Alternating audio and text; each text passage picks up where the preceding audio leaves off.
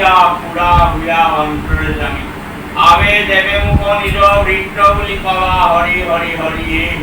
দেবেকে কৃপালু কৃষ্ণ কৃষ্ণ হমি দেবেকে কৃপালু কৃষ্ণ কৃষ্ণ হমি মহাপুরুষ ফল তোমাৰ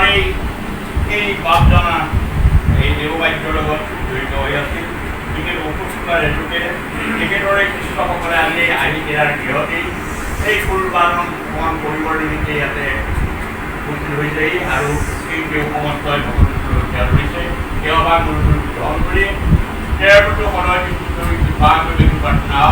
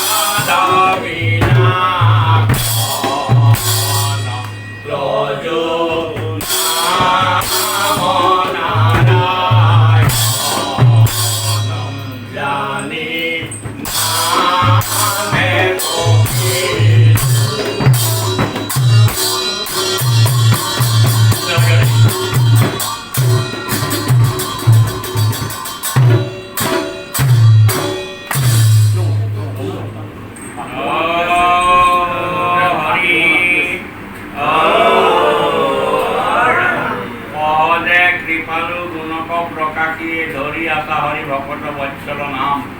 ধেনু যেন মতে বৎসক পালয় এই তুমি সেই মতে ভকত কপাল ৰাম তুমি সেই মতে ভকত কপাল ৰাম হে মহাপুৰুষ নতবল আজি এই বাপজনাৰ উদাহ উৎসতা হেতু তোমাৰ তেওঁৰ নিমিত্তে আজি ভকত বৈষ্ণৱ আমন্ত্ৰিত কৰি আনি তেওঁৰ সেই কুল বাক্যভাগ ইয়াতে যথামতে শ্ৰৱণ কীৰ্তন কৰোৱা হৈছে কুল বাক্য পাঠ কৰোৱা হৈছে ইয়াতো হয়তো কোনোবাখিনি দুখাত হ'ব পাৰে সৰ্বদোষ মূৰীকণ কৰি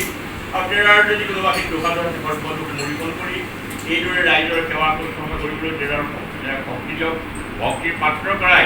সমূহৰ সেৱা কৰি গ্ৰহণ কৰিব এইখিনি প্ৰাৰ্থনা